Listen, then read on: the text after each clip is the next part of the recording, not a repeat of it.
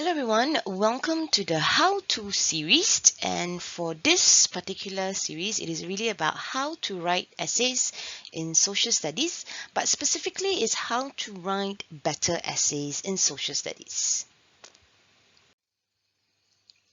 So before we even start writing, we need to know the format of the writing, and I'm very sure a lot of you because of English as well as your different languages, you would already know how to use the peel method in writing an essay. Okay, so peel stands for point, examples, evidence or elaboration of it, as well as the link. It is the same in social studies, but it's just that we sort of want to simplify it, and we actually structure our essay writing into a what, how, and why. But it actually means the same, where if you look very carefully, the what is actually just the point, the how is actually the examples and evidenced, and the why is actually just the link. And if you look at the right hand column, specifically you can also use it for your science, where it is actually claim, evidence, reasons, as well as conclusion. So what I'm trying to say is that in terms of formatting, it is something that is not different. It is not difficult because you have been exposed to it. So writing an essay in social studies is about the same as writing an essay in either English as well as mother tongue languages, or even in science.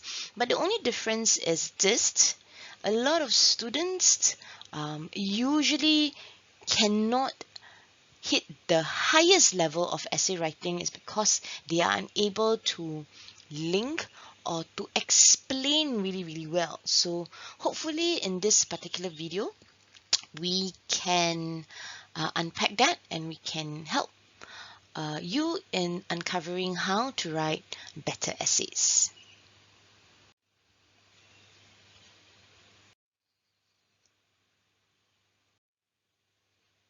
Now do take a look at notes 1A. Now, Notes 1A is actually unpacking the entire social studies syllabus, as well as paper requirement and assessment. Do refer to page 2 and 3 of Notes 1A. Now let me explain a little bit about your LOMS. Now LOMS is basically level of response marking. It is your grading, right? This is how you are given marks. And for N level essay questions, there is only 3 levels: level 1, level 2, and level 3. All right. Now what is level 1? Level 1 is specifically just general descriptions and not answering the question. ATQ stands for answering the question. Okay, and you will get 1 to 2 marks. Okay, that means if you're stuck for time and you don't know what to write, but you just write about the topic, minimally you can get 1 or 2 marks. Now, what is a level 2? Level 2 is describing the given factor or factors, okay? And describe is just to give examples, right? You just give me as many examples, as many reference, but you're not answering the question, okay? You are not using the examples that you've written to answer the question. But despite that, if you look very carefully at describe, you can see that you can get as high as 5 marks, 5 out of 8 marks in total, just for describing. So which means at level 2, you need content, you need a little bit of knowledge. Now, of course, all of us will be aiming for level 3, and level 3 requires an explanation of the factors. Now, explain is you use the examples and you answer the question. Now, I keep on mentioning what is answering the question, right? So answering the question requires you to unpack the question, which we'll be doing in a moment.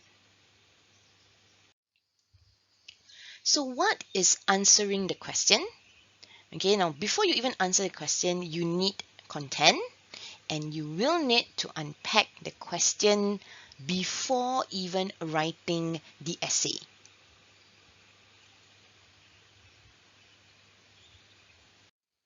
So specifically for this topic, the content comes from a few parts: SLS, textbook, as well as your notes. Now let us refer to 1C of your notes. And as a recap, when we look at the 4 roles of government, all right, remember we talk about security, we talk about how the government needs to provide justice in terms of ensuring that there are laws or legislation. We also talked about how the government needs to protect or safeguard the interests of the citizens. But what are the interests of citizens? What is it that the citizens want? Maybe they want education, maybe they want a better environment to stay in. So these are things that the government needs to do, as well as provide goods and services. So for example, a good telecommunication is an example of goods and services. Transport is an example of goods and services. So for the 4 roles of the government, okay, remember security, justice, interests of citizens, and providing goods and services. So as mentioned, we have already done this part of notes. If you have not finished it, do it on your own. The answers are all from SLS.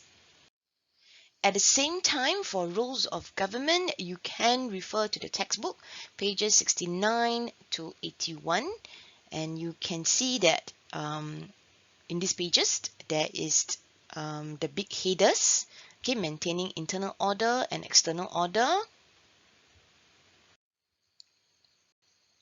You can also see ensuring justice. You can also see providing goods and services for the public. So before any test or before any exam, do make sure you refer back specifically to certain pages of your textbook. We have also learned from the last lesson on 4 features of good government or good governance. We talk about having good leadership. We talk about anticipate change and staying relevant. I think some of you were asking what is providing a stake for everyone. We have also looked at what is practicing meritocracy. All right, what is merit? So these are content that you will need. And again, refer back to your notes, 1C.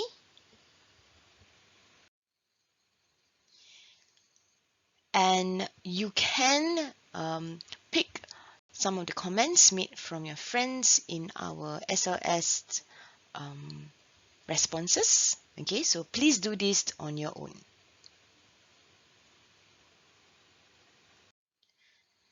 Now, for ideas shaping governance or features of good governance, you can refer to the textbook, page 57 to 66. You can see all the different factors there: good leadership, anticipate change, and staying relevant, providing a stake for everyone, practicing meritocracy. So now that you would already know that you would need some content in order for you to answer your essay questions, we need now to unpack the question. Please refer to notes 1C, page 12. Alright, so we are going to unpack the SRQ practice question, and if you can see very carefully, this is adapted from one of the mid-year papers. Okay, so in your WA or in your N-level, you'll be given an extracts like this. Okay, so what are extracts? Okay, you will have 2 extracts, extracts 2 as well as extract 3. It could be extract A or extract B. Okay, now extracts are just clues or hints. Do you need to read them? Of course you need to read them. All right, of course you can underline certain things, you can unpack certain things. And if there are examples in the extract, So for example, extract 2 doesn't really have a specific example, but extract 3 has. Extract 3 actually says about CPF. You can use the example, but you must make sure that you elaborate a little bit more about the CPF. Okay, if not, marks will not be awarded. So if you look very carefully at extract 2, it is about how Singapore must always focus on being a good neighbor, and it is about building diplomatic relations with all countries. Now, diplomatic relations is part of external security. And if you recap about external security, we are talking about a certain group, a certain force, right? That means we're talking about SAF, we're talking about MINDEF. We are not talking about the MHA, which is the Minister of Home Affairs. Okay, so the question is explain how when I have external security and when I safeguard the interests of citizens. So where does this safeguard the interests of citizens go to? It is actually extract 3. And it says here that the government has implemented a series of measures. It has provided working Singaporeans with a sense of security and confidence. And one of it is actually through the CPF. How does CPF, for example, bring about a sense of security? So if, let's say, you're going to use the example, which is CPF, if you really think very, very carefully, CPF is actually savings. And savings that is compulsory for everyone who's working. So how does it bring about stability in Singapore? Okay, so those are the things that you need to take note when you are looking at extracts. But the key idea here is how does external security, right, and how does safeguarding the interests of citizens actually contribute to the stability in Singapore? This is the most important part. This is the part where you will get marks for the explanation. So let's unpack what is stability in Singapore. Stability means peace, no war, standard of living is good, people's lives are protected, they can continue living as per normal. And once you know how to unpack that and unpack what is stability, it'll be easier for you to answer the question. So for example, going back to extract 2, what is maintaining external security? Even though it is in the extract is really about diplomatic relations. What if I cannot remember diplomatic relations, but I remember about SAF, I remember about Navy. You can write that as the example. So let's see. Let's recap what is maintaining internal and external security. It is really about working with different agencies and to deter, enemies from attacking Singapore. And you have MINDEF, you have all these groups of external defense, and of course our Ministry of Foreign Affairs as well. So what is or how can maintaining external security contribute to the stability in Singapore? Okay, so Singapore maintains its external security by having a strong defense system. So this what, if you remember what is basically just a description, a factor, a point. So what is the point? The point is maintaining external security. So you just basically gift a definition. So this is just basically a definition of sorts. Okay, and it is important for you to give the correct definition based on the content that you know. Now, how does maintaining external security look like? What are the examples? So when we say about examples specifically, we are looking at very clear, very defined examples. So if you just write, okay, an example of maintaining external security is SAF Army, and then you just put a full stop there, you will not get the high marks. You need to make sure that you elaborate. That means you tell me, for example, the Army or the SAF keeps Singapore safe because of they are well trained, because SAF possesses the best weapons and the technology. So you need to, because this is about examples, right? So we are looking at description. We are looking at description, which is very important when you want to score the highest marks. Because remember, we said that if you are able to do the what and the how well, how many marks do you get? You already get 5 marks. Okay? Now, what is then the why? When you have an army that is very prepared, very well trained, and perhaps have the best weapons to deal with aggressors, how does it lead to the stability in Singapore? Okay, so it enables Singapore to remain safe. Why? Because with all this security, it allows the country, for example, to function better or function properly. Okay, and when you are able to function properly, there is economy prosperity. Foreign companies will actually feel safe when they are investing in Singapore. Okay, and how does it lead to the stability? Because Singapore remains safe, there are positive outcomes such as jobs and economic growth. I think that is very, very important. So you have to link it up that when the SAF, for example, is doing their job, it creates peace, it creates safety, and when there is safety, there is prosperity, there is jobs, because people want to invest, and of course economic growth that will contribute to the stability in Singapore. So it's actually very common sense. As long as you are able to actually give the examples and you are able to make that link, I think that is the most important. So same thing when we talk about safeguarding the interests of citizens, okay? Remember I said that, oh, it's about CPF, but what if, let's say, for example, I cannot remember anything about CPF, or I don't know anything about CPF, but I do remember other things about safeguarding the interest of citizens, because the whole idea about safeguarding the interest of citizens is actually having laws, okay, to make sure that each citizen is actually, the whole idea is they are protected. Okay, that means they cannot be bullied by other people or taking advantage of.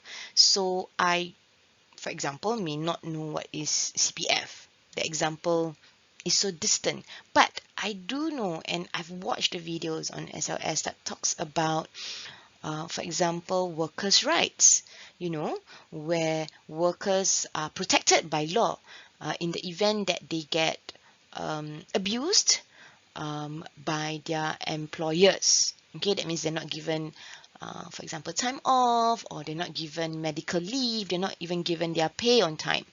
So can I use that as the example? Of course you can. All right, because extracts are just hints. If a student cannot remember any other thing and there is the example from the extract, you can use it. Alright, so let's take a look. So what is safeguarding the interests of citizens? And always remember, the question that we have is, how does safeguarding the interests of citizens, why will it contribute to the stability in Singapore? Okay, so again, start with definition, a simple definition. Now your definition, of course, if you can give a textbook definition, that is the best. But if, for example, you know only bits and pieces of it, so what is safeguarding the interests of citizens? It is just about implementing laws. That would be enough. Okay, so this would probably give you that 1 to 2 marks already. Now, how does safeguarding the interests of citizens look like? If, let's say, I do not want to use the CPF example, I can use the Work Right Initiative. And you can find this in our SLS lessons as well as the textbook. And it was introduced to create awareness of employment rights among especially low-wage workers, and to ensure that they have retirement security, because some of them are taken advantage, their money are not given to them. Okay, so give the examples, give proper examples, make sure that your examples are good examples. Okay, and then this would then give you, like I said, between 3 to 5 marks already.